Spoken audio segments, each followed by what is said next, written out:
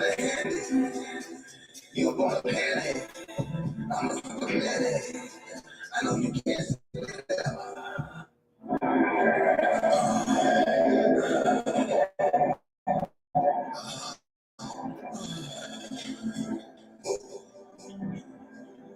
Peace and love. Peace and love to everybody. I'm a superman. I know you can't handle it. Superman. I know you can't handle it. Superman. I know you can't handle it. Fly, down. Superman. I know you can't handle it. You don't like it. You can't stand it. You wanna hand it. You wanna hand it. I'm a superman. I know you can't stand it. Superman. I know you can't stand it. Go on you niggas. I can fall on you niggas. Superman. I know that's what you can't handle. I go down for town. You don't know how I be around. Superman. Is that all you niggas to another planet? Superman. I know that your ass can't fucking handle it. You feel jealous. You feel mad. You can't stand it. Superman. I see your ass up in a panic. Superman. I do things that your ass could never do. Superman. You a virus man. You like the do. Superman. There's some way we gonna get rid of you. Superman. I know you cannot stand it too. Superman. I know you can't stand it. Superman. Go talk to the niggas, expert on you niggas. I know you niggas. You ain't used to niggas. You rich. Put you on that bitch. Come on, Superman. I know you can't stand it. Superman. I know you can't stand it. Superman. I know you can't stand it. Superman. That's the whole time. Superman. I miss you up in the panic. Superman. See some of you looking like y'all man. He's taking me a boots. I'll see you up in the panic. Peace and love, peace and love, peace and love, peace and love, peace and love to everybody. Love all you. Yes, sir. Yes, I do. Peace and love, light, truth, honesty, and respect. This show's not going to be as long as the other show was. All right. Hopefully, there was a lot of information on the other show. Hopefully, y'all learned something from that. So hold on. We're going to get right into it. Right into it. And I believe you'll like this. We'll get to other stuff most likely tomorrow because I'm just looking. I'm not even going to count them because there's so many of them. So I'm backed up. All right, y'all ready? Here we go. Believe me or to disbelieve, but please take my word on it that I am not joking. This is very serious, a matter of importance. This is the recording some believe cost him his life. In September 1977, the writer Philip K. Dick spoke to an audience in France. They expected science fiction. What he said, instead, revealed too much about reality and drew the attention of the CIA and FBI, changing his life forever. The subject of this speech is a topic which has been discovered recently. A breaching, a tinkering, a change had been made, but not in our present, had been made in our past. A variable was changed, reprogrammed as it were, and that because of this, an alternative world branched off, became actualized instead of the prior one, and that in fact, in literal fact, we are once more living this particular segment of linear time. He said the CIA and FBI had taken his work years earlier. That's when you know he may have spoken too much. In March of '74, the CIA opened my mail. The FBI had a file on me. I've seen both. But the cops were watching everything I did, and I was correct. And I was told that the house was being watched, and that eventually my house would be hit my files would be opened, my papers would be taken, and so it came to pass. When I came home and found my house, this roll, ruin, chaos, doorknob, blowing open files. A few years later, suddenly dies, right before the premiere of Blade Runner, June 1982. The film adaptation of his novel, Do Androids Dream of Electric Sheep. Fans said it was strange that the author, who had predicted so many modern themes about AI, identity, and reality, never got to see the movie that would finally make him widely famous. What's strange to me is that he was only writing science fiction, yet the FBI and CIA started watching him. To me, that means he was touching information never meant for the public. That's what caught my attention, so listen carefully to what comes next. I know attention spans are short, but trust me, this video will give you chills. We are accustomed to supposing that all change takes place along the linear time axis, from past to present to future. The present is an accrual of the past and is different from it. The future will accrue from the present on. Remember I told you that we were living in the past. Somebody rigged, they kept on rigging it over and over again, redoing it over and over again.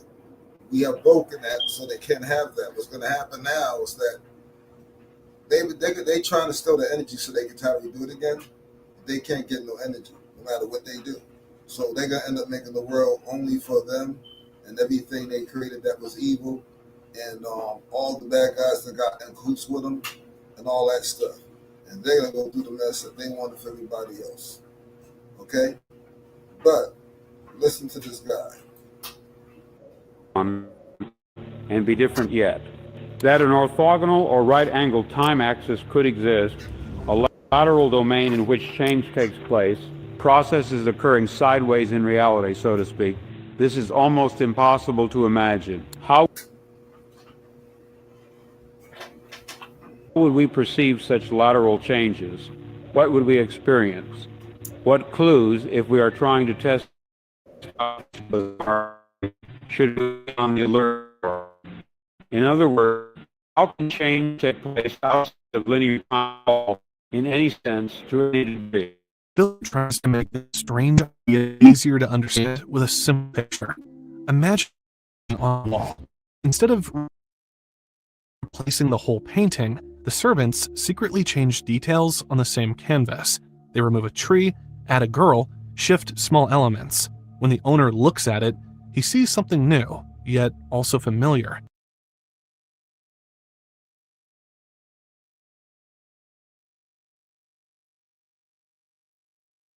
His brain struggles. It's the same painting, but also not the same. Use the AltaJet might be altered in subtle ways, not fully replaced.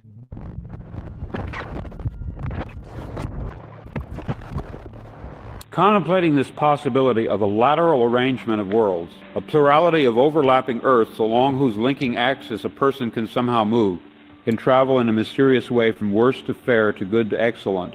Contemplating this in theological terms, perhaps we could say that herewith we suddenly decipher the elliptical utterances which Christ expressed regarding the kingdom of God, specifically where it is located. He connects his theory of parallel worlds to the words of Jesus. He points out that Jesus gave answers that seemed contradictory about the kingdom of God. He said, "My kingdom is not of this world," but also, "The kingdom is within you," or "among you." Dick suggests these statements weren't meant to confuse, but to describe something deeper. Maybe Jesus was speaking about these overlapping realms, multiple realities that can be reached by living human beings. Some of them dark, others beautiful, and at the highest level, the just kingdom of God. I, in my stories and novels, often write about counterfeit worlds, semi-real worlds, as well as deranged private worlds, inhabited often by just one person, while meantime the other characters either remain in their own worlds throughout or are somehow drawn into one of the peculiar ones.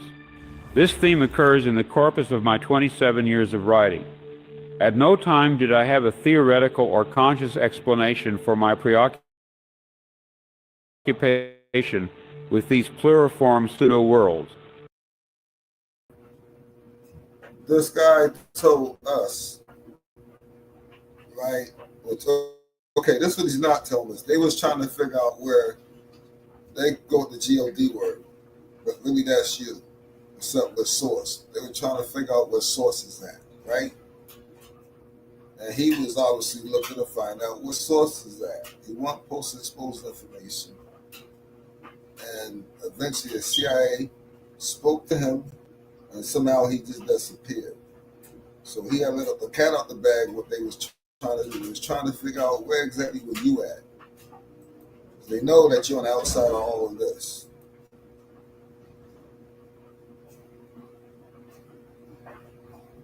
All right, so we're looking for you. You were outside of all of it, and they figured that out. But he wasn't posted that. Through military and through religion. And if y'all don't know who Constantine is, he was the first Roman emperor to convert all of his people to Christianity. So he was trying to indoctrinate everybody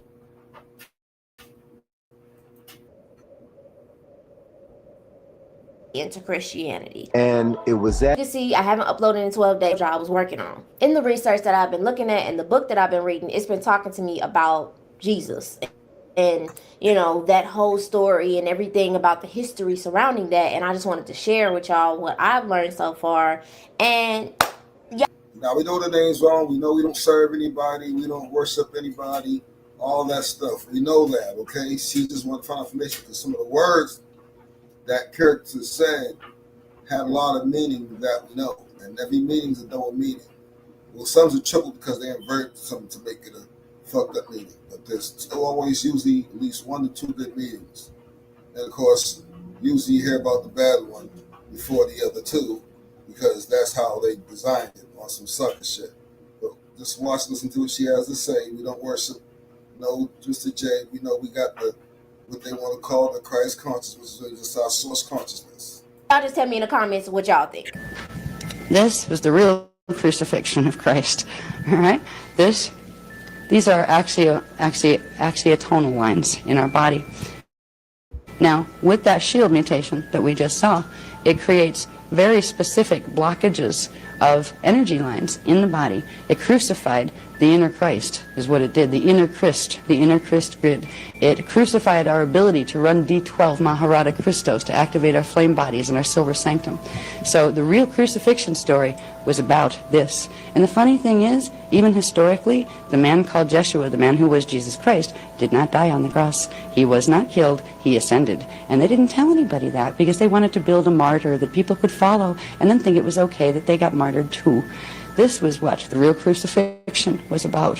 And it's really sad because we've been literally walking around. The reason the story was done, the palm chakras were messed up. These became the nails in the hands, the blocked chakras in the hands. We lost our ability to run interdimensional frequency through the palms. That used to be natural. We used to be able to wave our hand to manifest things. You could just make a standing wave by doing that and knowing what frequency to pull. Can't do that anymore right now. They were same thing. Feet chakra were blocked, the nails in the feet. The stab wound, there's a whole set of implant networks into here that block the spleen, which is an interface between the etheric body and the flame body levels and your physical anatomy. You have the crown of thorns, and this is about the worst one, the pineal blockages that, see the little dots? They're the ones that are blocked. They blocked literally off those currents out of the brain. Our brains literally shrunk once this was done. The brain size and function, it shut off parts of our brain. That's why science tells us, boy, we don't use very much of our brain right now. No, we don't, because it was shut off at the main switch. What we're doing as we work with healing the templates is we're opening these centers back up. And we're beginning to, now, with the Phoenix Workshop, the new information is, I have a feeling it's going to be really exciting because they're teaching us literally of having to do diagrams of brains, like correct ones, like anatomically correct, where we can see where certain things are in the brain that science doesn't know are there yet, because they're the things we're going to be activating. And you have to see how they interface directly with what parts and glands that science knows is there. But we're taking the crown off, and we're getting down off the cross, and it's about time. The Bible once upon a time was a holy book. It was a piece of the Emerald Covenant, CDD plate translations, the Mahabharata text. They took it and ran with it and made a story that wasn't even true. They tell us the crucifixion of Christ story. Christ was not crucified. We've gone through this in some of the other workshops. He was not. He ascended. Not because he died first, but because he finished his mission here and he couldn't do anything more in that time frame. And it was time to leave. He knew he ascended through the Ark of the Covenant, which is a portal passage that comes up through Giza, in the Great Pyramid in Giza. And they created a story, and they made Christ a martyr. They took some of his teachings because they knew that they were... No work. There wasn't a little covenant. That was just a way he was treated. It was a spaceship. All right. Also, what's the word? That wasn't his real name. Okay, and he was one of our brothers, but he was not here to save anybody. He was just coming here to tell us the truth, and he dipped. We don't worship him, and he didn't want anybody to worship him. He told us that we do better things than him, and that we are the ones that are source code. We are the ones that are primordial deities. Loved, because he had started to bring the Emerald Covenant teachings back into the civilization at the time.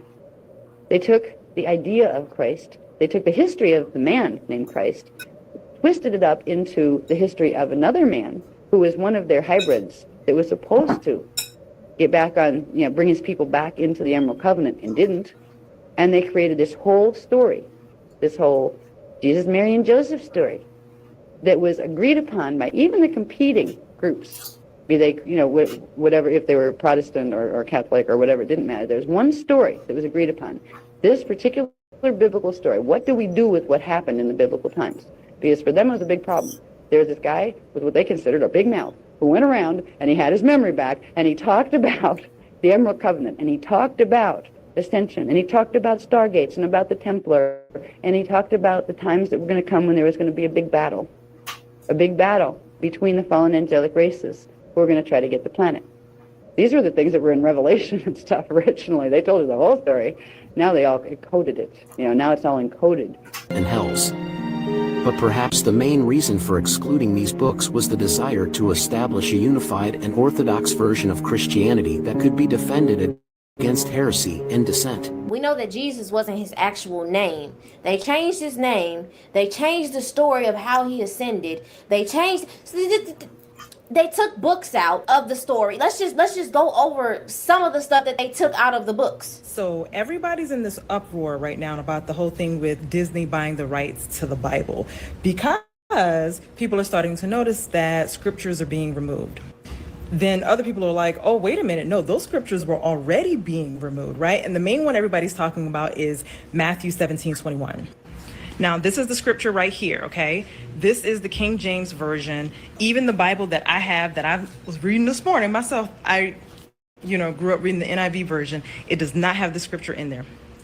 But this scripture right here talks about casting out demons through prayer and fasting. And it says that there are some that can only be cast out by prayer and fasting. It's so interesting to me that they're taking out the scriptures around spiritual warfare. So I have been reading the apocryphal text, or the books that were taken out of the Bible, specifically the Apocalypse of Moses. And not only does it tell the true story of Adam and Eve, it sheds a lot of light on the Nephilim, which are giants. And it just goes to prove that if you are someone who follows religion, you need to read these books. And if you are unfamiliar with the Apocrypha, these are not works or books that were forgotten in modern day Bibles.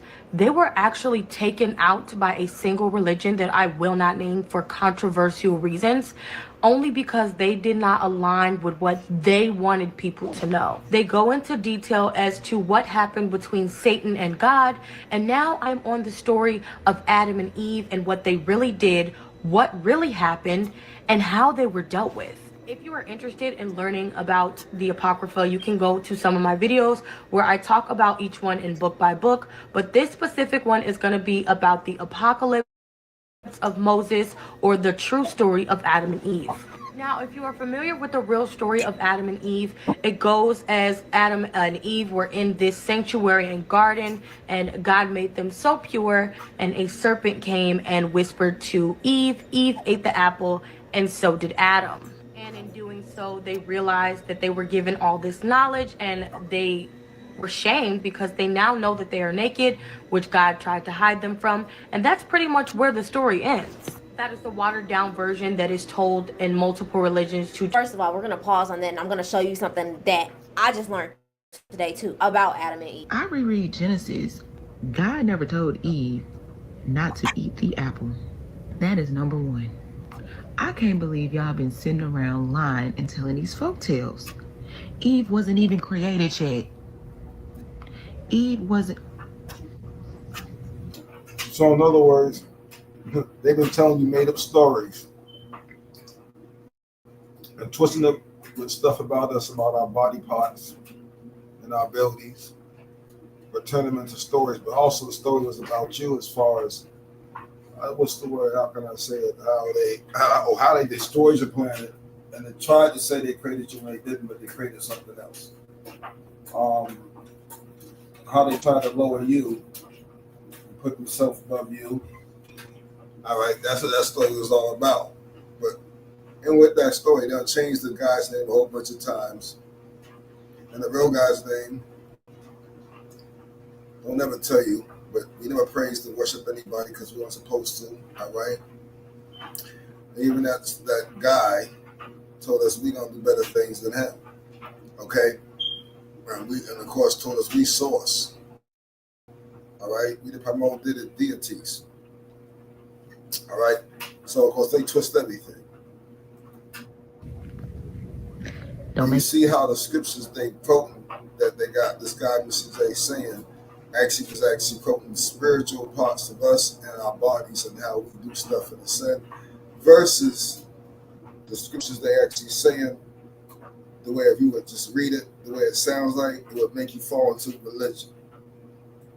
Me mad. Number two is nothing happened when Eve ate the apple. It's when Adam took a bite, and then both of them had the knowledge of good and evil. Y'all still following? And now I'm finna go Bible on you, just in case you didn't believe me thus far. Anytime God addresses his commands and say, hey, I told you not to eat from it, he says you. He doesn't say y'all. He doesn't address both of them. He addresses Adam and Adam only. Excuse me. He addresses the man and the man only. I just wanted to share a little. All right. Now, some of this is also about how they created those what you call white folks with blue eyes that glow on that planet. And they were slaves to reptilians. And they thought the reptilians were gods, so they found out they wasn't. They went to war with them. Right before they got punished, before they went to war, this was all going on. And the reptilians are the Moors. The Moors did the same thing to these people that the Anunnaki did to them before they did it to them people. Again, keep listening. Controversy on the Adam and Eve story, the bite and apple. So yeah, let me just get into the rest of the video. I'm going to tell you the real story. People are aware that Adam and Eve created Cain and Abel, and Cain and Abel were the sons that one killed the other out of jealousy. But what people don't know is that Adam and Eve actually had 30 sons and 32 daughters. Cain and Abel were brothers, but they also had twin sisters. In the apocalypse of Moses, Adam and Eve are speaking to their daughters, these 4 specific bloodline of them, and telling them the story of when God casted them out of the garden. The first thing that is not really correlated well when it comes to the story of Adam and Eve is why Eve ate the apple. Okay. Bam. Stop right there. Now, they was in heaven, right? With the so-called heaven, because that's the wrong name too, right? They was in a spiritual realm with us, right? And they started doing stuff wrong. Remember, we are the ones that created everything. So we kicked them out. So now they told their children about how they got kicked out by us. But then they started dressing up to their children, lying to their children, to make it seem like it was a religious thing, right? And then you look at religion, And for religion, follow that religion that teaches them how to get out of their curse. As long as we fell for it. That's why they force it on everybody. Now we know what's up and we know it's a lie, so it doesn't work on us. But keep listening. Hold on. It was not because a snake came to her. In the Apocrypha, it says that the actual Satan came to her with a serpent tongue and told her to eat the fruit. So the devil whispered to her and betrayed her and said to eat the fruit. And she ate the fruit, but when she did so, she promised the devil with the serpent tongue that she would also make Adam eat the fruit. So once she ate the fruit, everything in the... Now, check this. Now, the devil who we kicked out before they got kicked out, right? He told them, well, what was the fruit? Because also they dressed it up in there about how they created some other beings too. So this is also a triple story if you haven't realized it yet. But to get to the middle part, that's actually the part that she's talking about. The forbidden fruit was meat. The forbidden fruit was meat, because meat is not eating alignment, is not in alignment with source. Eating meat is considered to be cannibalism to source. If you want to return back to source, you got to quit eating meat. Now, she's going to say an apple, but of course they put that in there. It was actually meat. That's why in scriptures they say they sold their soul for a morsel of meat, right? So they worded it different. Once they ate the meat, like they were hungry, this will imply that they signed the contract. Okay? They had signed the contract. Now listen, when you got tricked into Christianity and also slavery, they told you to eat meat, right? And they had a 6,000 year contract to go ahead and eventually push slavery on you. Eventually they got slavery on you, right? And they push you eating meat. Now you tell folks don't eat meat, they get mad. But the fact is, it is forbidden to eat meat. And it's not hard to stop eating it. Now let's keep going. The garden died, except for the fig tree where she got the fruit from. And this is where she found the clothes to cover herself. A lot of people don't realize that Eve was by herself and Satan took the... Look. What she got the apple from the fig tree. You hear this? Form of another angel, but he used a serpent's tongue to persuade her to eat the apple. And apples don't grow on fig trees. That's the first sign that you know that particular story is a lie. The forbidden fruit was meat. Now, some folks don't understand that. They try to figure it out, but this is just to touch on certain things to let you know. When Adam came back, she did the same to Adam, and that is why Adam ate the apple. After they ate this fruit, God came with them to the archangel Michael, and he came to them in a chariot within 1 hour, and he bestowed upon them their punishments. God banned them from the garden because not only did this apple let them know that they were naked, what that really was they found lust and they fornicated. So because they fornicated, God told them he is banning them from the garden, and he also gave them their own separate punishments. Now, of course, that part is also hijacked. So, straight up, these people that was in the spiritual realm with us wanted to have a physical realm, and they wanted to inject stuff like eating meat, and a lot of stuff you see going on in the world right now. And we kicked them out. They got mad and then inverted the shit, and that's why everything's physical now. If we're going forward this, because, hold on, matter of fact, let's see if there's anything else that's... Angels, the Nephilim, and basically what brings on the flood that wipes out the earth, or the reason that Noah needed to build this ark. Specifically, the book of Enoch talks about good watchers and bad watchers. The bad watchers were those who abandoned their post watching over humans, came to earth and began to fornicate with animals and humans. In the book of Enoch, it also talks about how these fallen angels shared secrets with humans that were not supposed to be shared. In doing so, they taught mortal women how to use makeup and even the discovery of jewelry, which then in turn made them more appeasable and more beautiful to the watchers and created more fornication. So there's a hijack in there. Jewelry is okay, makeup was not okay. They got to put what you did that was good to demonize it. Joey was okay. Stones was okay. Stuff like crystals was okay.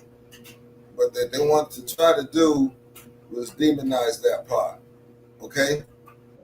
And in turn, this is why the flood was sent, and it was to wipe out everything on earth that had become corrupt. Basically, you have the And that part's not even true.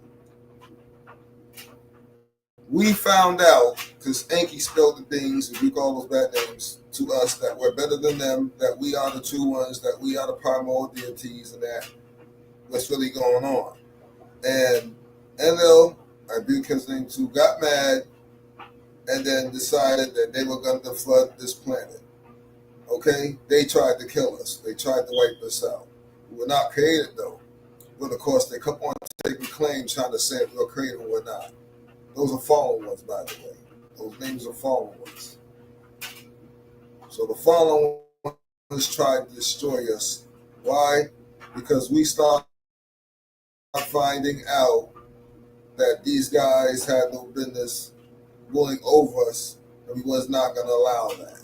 They always try to destroy somebody when they decide or wake up and say, I ain't shouldn't be messing with you. Something is missing. Something that is necessary. Something. Y'all, the shift has finally hit the fan. People are waking up and realizing that something is missing. Something that is necessary. Something that is needed. A little bit of almond joy, a little bit of nougat crunch, Hershey's bar, Reese's cup. They're realizing that they need chocolate. So the ones that have distanced themselves from us, they're waking up and realizing, hold on, that we've always been the magic. The black magic, y'all.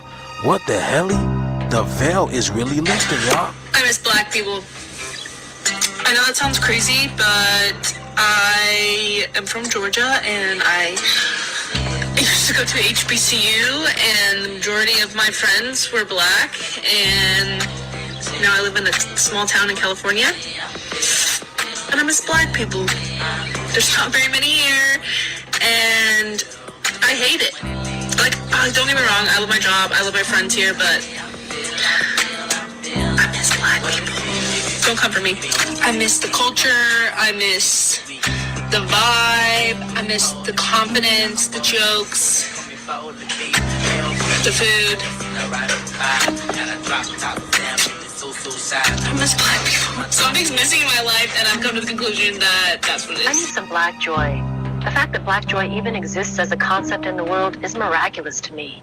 Asians are no good at joy. We are good at working hard and being diligent and doing our best, but not joy. Colonizers too. Rich lives, no joy. We should never have hooked our stars to theirs. But black people, especially black Americans, are the best at joy. You've turned it into an art form. I know it came from terrible hardship that you've turned into soul and then into joy. And we, Chinese people, we just turn that hardship into more hard work. But I know you can't give it to us. We have to go out and earn it for ourselves just like you did. What do you mean by that? Where I'm from in Pennsylvania, it's mainly Dominicans and Puerto Ricans and the Spanish community, and bless their souls, are great people. They brought great culture and all that. But they always would mess up my beard. The first thing they would do is they would hack it off. I don't like my beard to be short, and they would always end up making it short on me no matter what I told them. And it would always be a language barrier too. And then because of the way my beard grows, I would try to explain to them that you can't make it even, you have to make it look even because of the way that it grows, and they would never do that.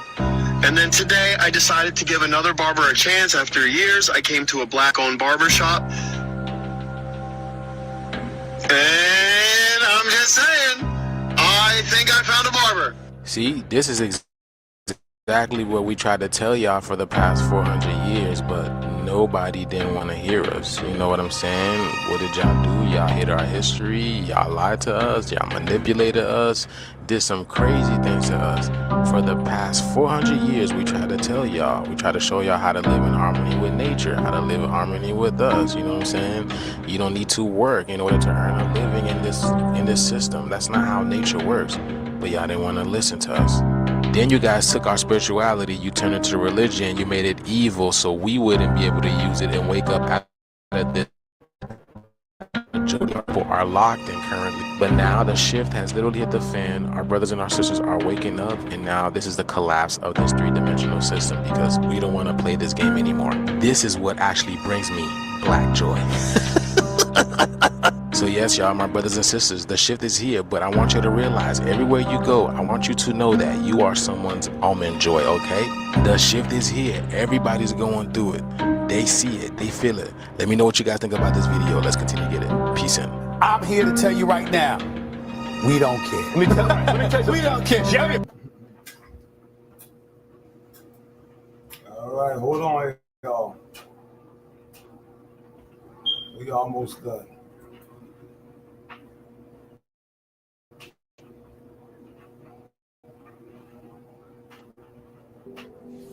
You've been using your voice like a toy, throwing words into the air, unaware that every syllable you speak is an instruction to the universe.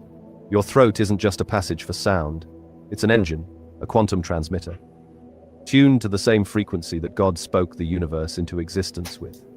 Physics calls it vibration. The ancients called it logos.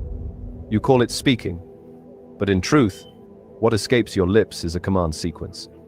You must remember you are a spiritual being having a human experience, and you have the magic of sound and vibration as your tools to actively shape reality at your very command.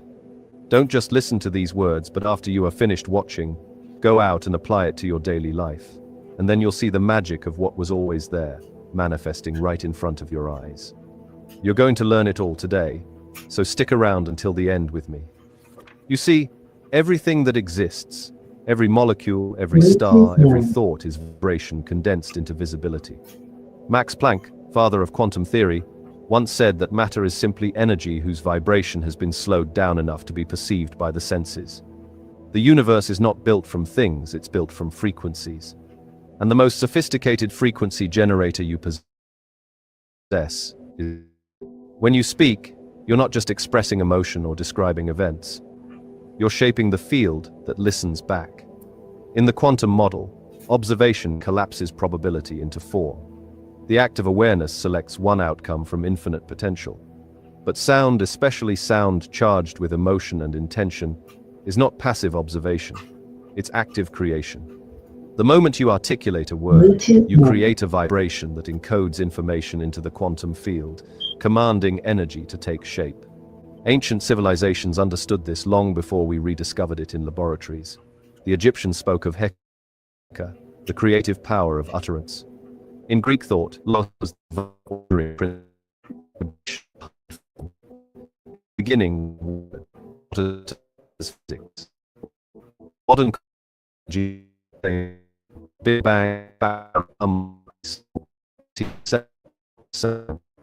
the atom in bodies. But here's the talk. Your voice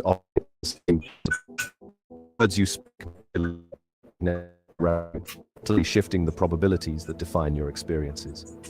Quantum field theory demonstrates that particles exist as waves until interaction gives them definition. When your voice enters the field, you are that interaction. You collapse possibility into pattern. This is why Neville Goddard taught that God and human imagination are one and the same. He wasn't being poetic. He was describing the mechanics of manifestation long before neuroscience and quantum mechanics found the language to support it. The imagination sets the frequency, the emotion powers the signal, and the voice carries it into form. Every I am statement you make writes a new line of code in your reality.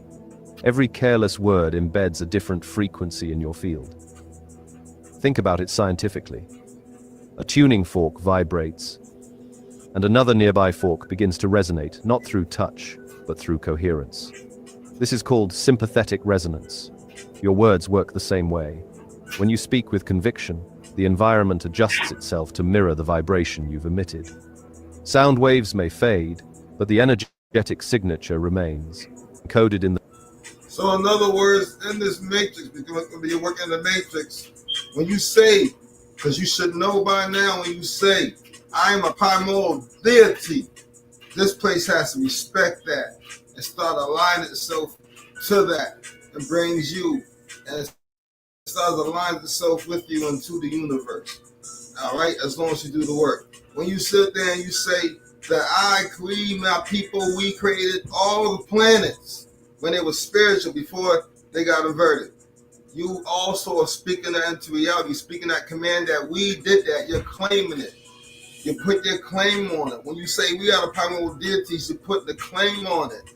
When you say we are the dragon blood race beings, Tiamat's children, you're putting a claim on it into the universe, and it has to respect that shit.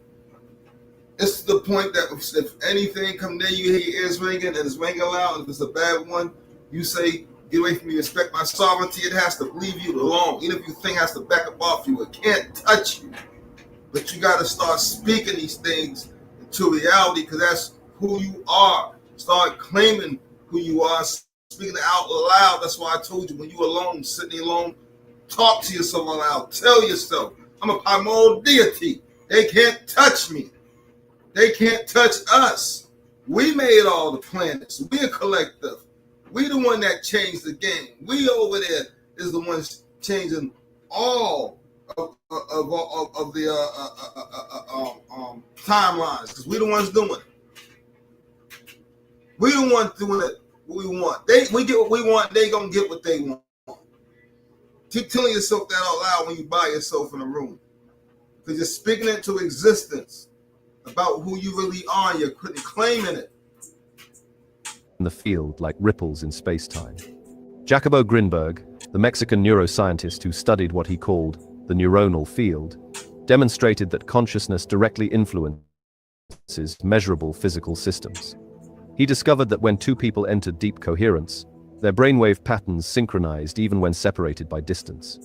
Grinberg's data suggested that consciousness doesn't reside in the brain, but in an interconnected field that links all living beings. When you speak with awareness, your voice moves through that same field. It's not metaphorical connectivity, it's quantum entanglement in motion. This is why careless speech is dangerous. Every time you declare, I can't, I'm tired, or I'm not enough, you transmit a precise frequency that reorganizes your field around limitation. The universe isn't punishing you, it's obeying you. The field doesn't filter for sarcasm or self-deprecation. It executes whatever command you issue with the most consistent emotional charge. If you speak from fear, the field builds evidence of threat. Speak from clarity, and it builds stability. In the holographic universe, Michael Talbot described reality as a vast interference pattern, where each fragment contains the information of the whole. This means it's through the altering not just your immediate circumstances, but the collective matrix itself. The human voice is literally holographic. It carries the blueprint of consciousness into the living fabric of space-time. But sound without awareness is static. Power without coherence becomes chaos. To activate the generative potential of voice, you must speak from alignment, where thought, emotion, and intention are unified. This is the secret buried beneath centuries of myth and mysticism. When what you think, feel, and say are congruent, your words become instruments of order, sculpting matter with precision. Imagine for a moment that every sentence you utter sends ripples through the unseen sea of energy around you. When those ripples are chaotic, they cancel each other out. But when they're rhythmic, coherent, and focused, they converge into standing waves, the points of stability that draw reality toward them. Cymatics, the science of visible sound, proves that vibration organizes matter into pattern. Sand on a vibrating plate arranges itself into perfect geometric symmetry. Now, replace the plate with the field of your life, and the sand with the circumstances you experience. Your words are the frequency shaping the pattern. Logos, then, is not an ancient myth but a living mechanism, the algorithm of creation encoded in every voice. You were never meant to beg the universe for change. You were meant to command it through coherence, through sound, through the authority of awareness. When your voice aligns with your emotional voltage and your inner vision, you're no longer describing reality, you're programming it. So the next time you speak, remember, you're not whispering into empty space. You're interfacing with the operating system of existence. Every tone, every syllable is data in motion. Speak with clarity. Speak with conviction. Speak with the knowing that the field is listening, waiting for instruction. Because it is. The universe doesn't respond to language, it responds to resonance.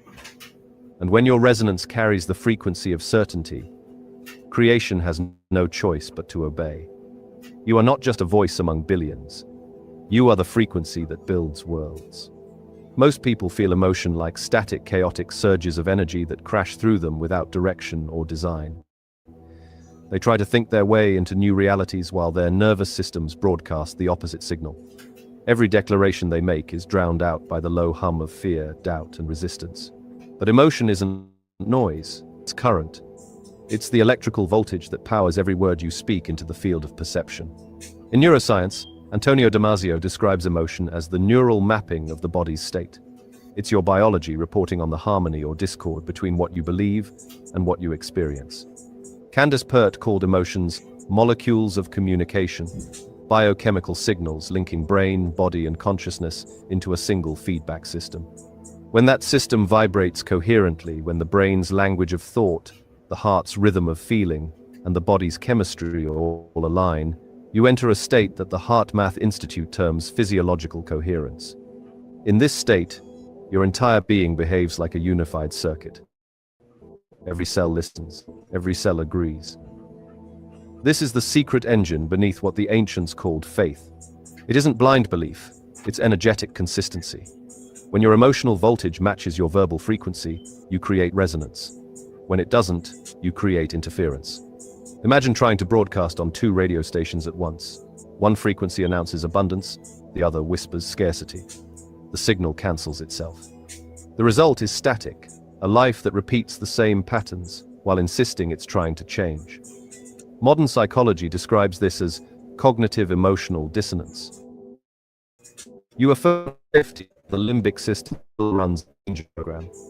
You repeat, I am confident, while your body trembles in micro-reactions of remembered failure. The subconscious doesn't interpret sentences, it reads sensation. So what they did when they, quite frankly, used the weapon to destroy the great mother planet, Tiamat, they basically did alchemy. That's what they did. And when they did alchemy, they tried to get you to be confused. It wasn't created, they didn't create you, just so you know. But they basically confused you to make you forget. Like you totally forgot who you were, and this is the thing that basically happened to you.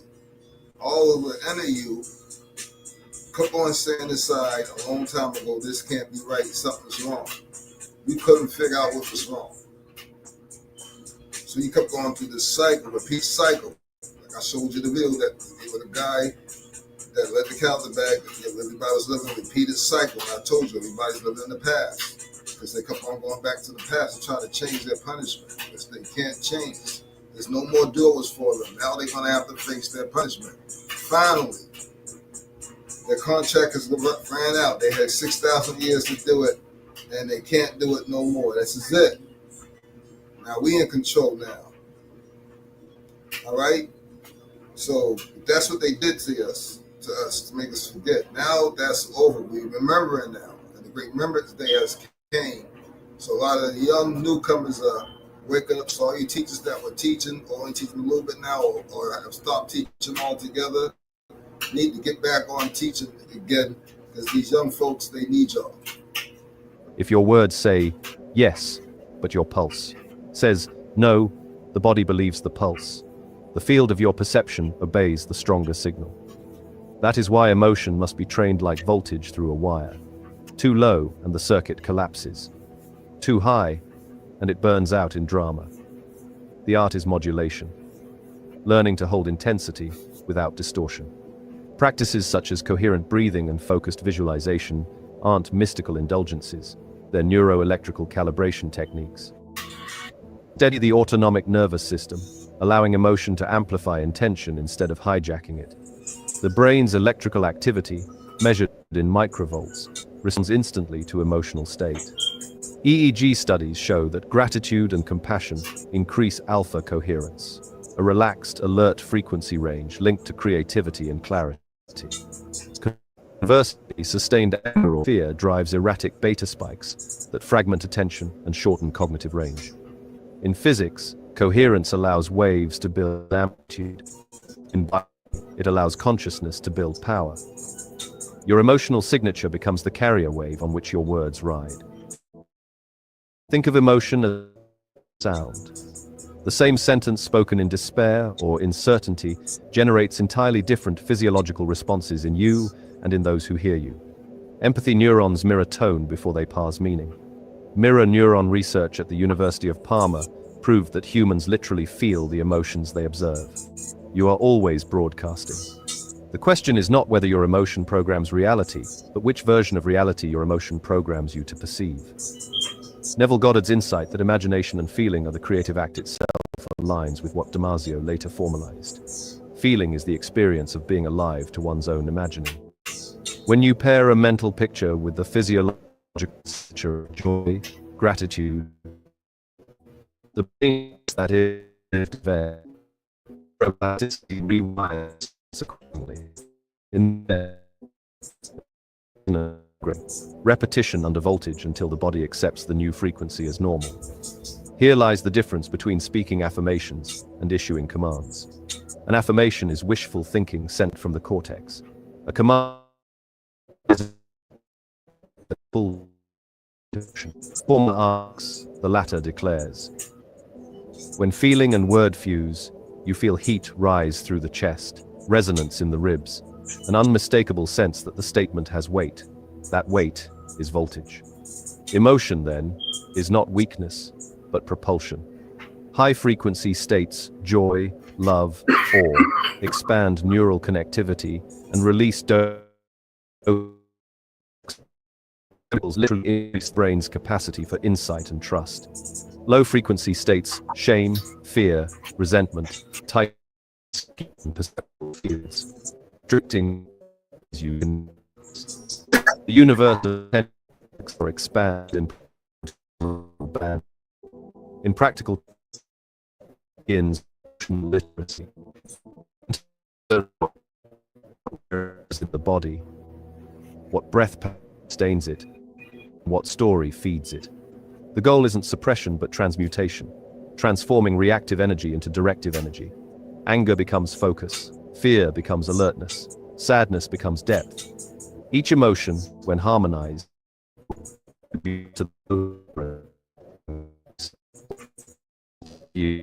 emotion is the bridge between inner and outer order. It carries information from the subconscious into awareness and back again, ensuring feedback. When you ignore that feedback, you overload the circuit, manifesting confusion, fatigue, or illness. When you listen and regulate, the circuit stabilizes, and speech becomes precision engineering rather than random discharge. The ancients symbolized this as fire, the divine element that can illuminate or destroy. Modern neuroscience calls it arousal. The mechanism is the same. Controlled fire gives light, uncontrolled fire consumes. To master emotion is to master fire, and to speak from that balanced flame is to imprint coherence on every level of your being. So the next time emotion surges through you, don't rush to silence it. Measure it. Feel its voltage. Ask what frequency it's broadcasting. Then channel it deliberately through your words. Because every time you speak, you're not simply moving air, you're transmitting charge. Emotion is the current, voice is the conductor. Together they form the circuitry through which consciousness becomes visible. Clarity is power, not the loud kind that forces, but the still kind that shapes. Most people speak from confusion, they throw something. But creation doesn't respond to noise, it responds to precision. The moment you become clear, every fragment of you aligns behind that vision. The mind quiets, the breath steadies, the voice stops asking and begins declaring. This is where command begins, not in effort, but in certainty. When you decide fully, the universe no longer receives mixed signals. You stop negotiating with yourself. The field hears one frequency and moves to meet it. Clarity is not the absence of doubt, it's the refusal to speak from it. To command is not to control. It's to stand inside your own coherence so completely that reality has no option but to reflect it. You don't force doors to open, you become the vibration that doors recognize. When you reach this state, you don't chase outcomes, they orbit around you. You've become the still point in the turning world. And then comes the test. Trust. After you've spoken the word, the mind will want to clutch, to check, to push. But command requires release. True trust is not passive surrender, it's active confidence. It's knowing the seed has already taken root beneath the soil, even when nothing has yet broken through the surface. You don't dig it up to check, you water it. You keep tending the space that's already working in your favor. Trust is spacious. It loosens the grip of control and allows movement to flow back toward you. Where clarity sets the direction, trust keeps the channel open. It's the calm after the command, the breath after the word.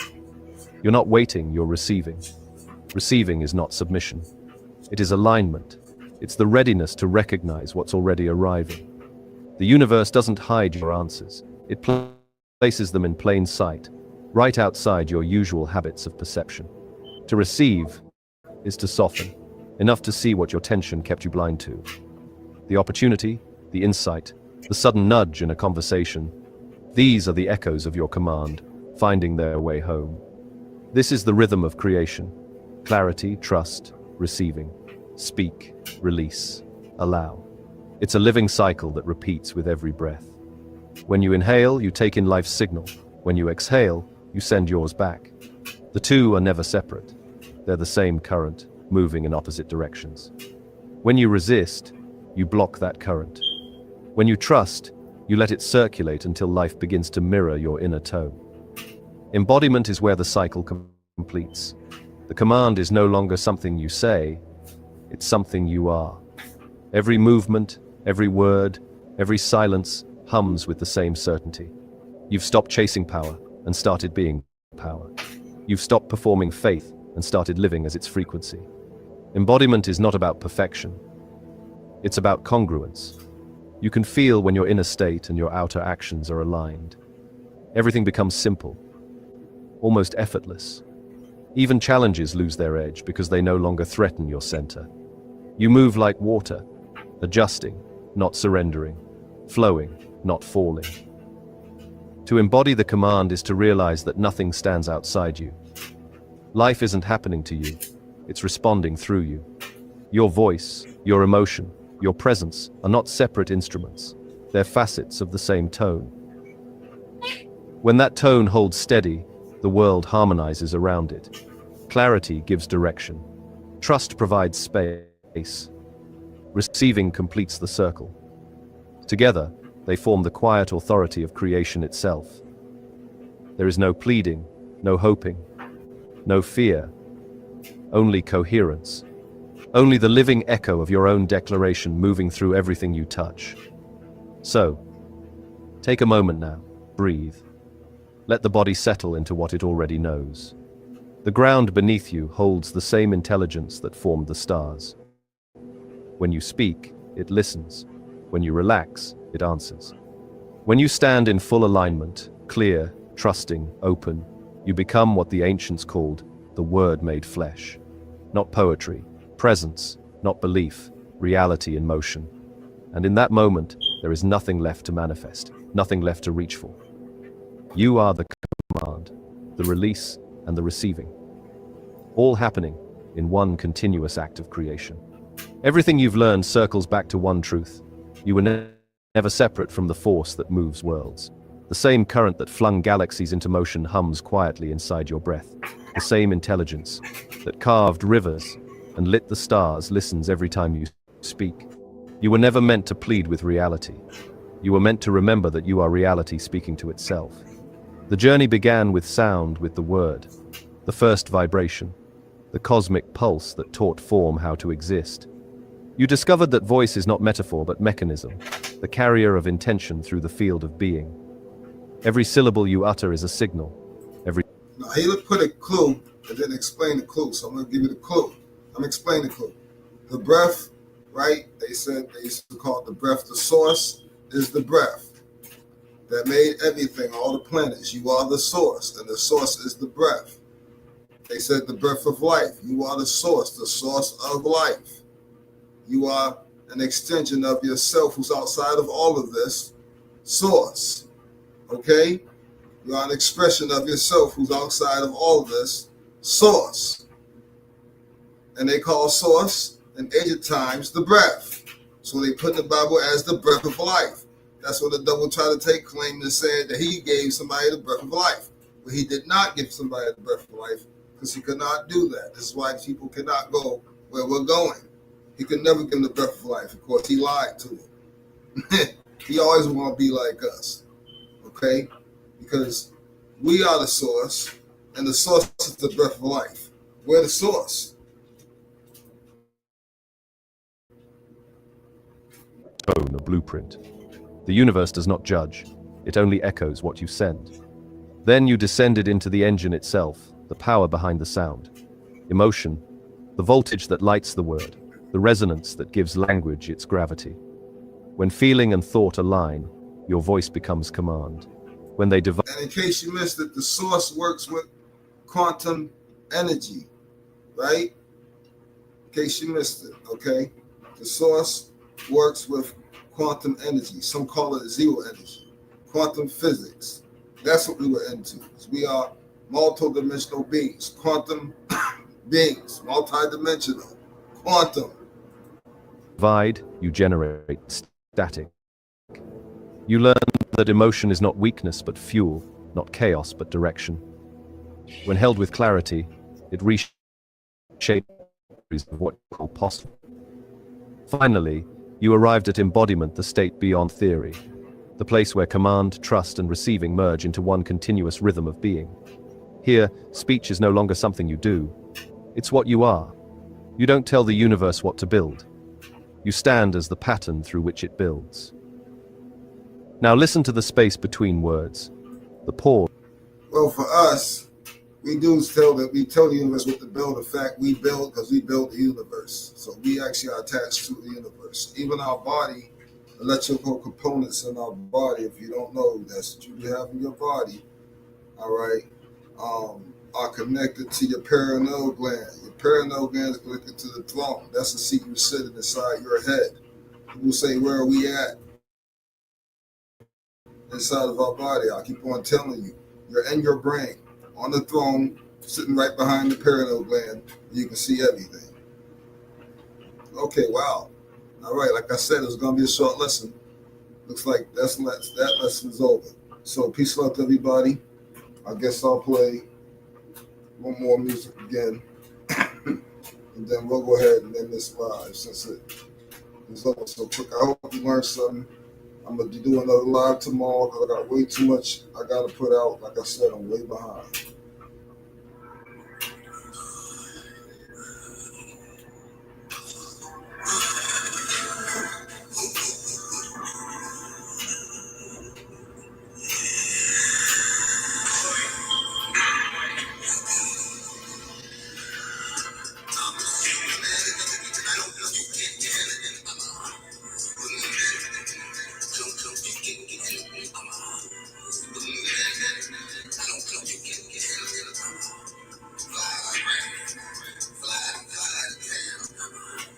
You don't like it. You can't stand it. You want to hand it. You want to panic. I'm a Superman. I know you can't stand it. I'm a Superman. I know you can't stand it.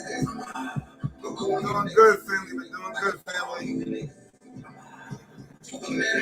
I know that you can't handle it. I go down the pound. You don't know how I read around. Thank you, family. Superman, that all you think is to another planet. Superman, I know that your ass is fucking hindered. You so jealous, you so mad, you can't stand it. Superman, I see your ass up in a panic. Superman, I do things that your ass could never do. Superman, you a virus man, you like the flu. man, that's the way we gonna get rid of you. But man, I nigga cannot stand it too. But man, I know you can't stand it. But man, go to a few niggas X-Men on you niggas.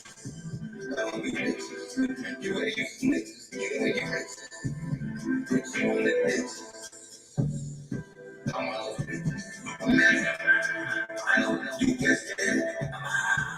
But man, I know you can't stand it. But man, I know you can't stand it. But man, that's the whole time. But man, I miss you up in the panic. But man, see somebody you're looking like y'all man. You're taking your books. I'll see you up in the panic.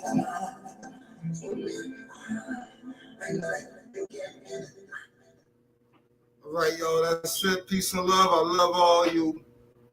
That was a good lesson. Thank you. Peace and love. Stay soft. Peace and love. I ain't seen you in a while, man. Love all you. Yeah, I've been doing this for a long time, fam. It's been a long time. Yep.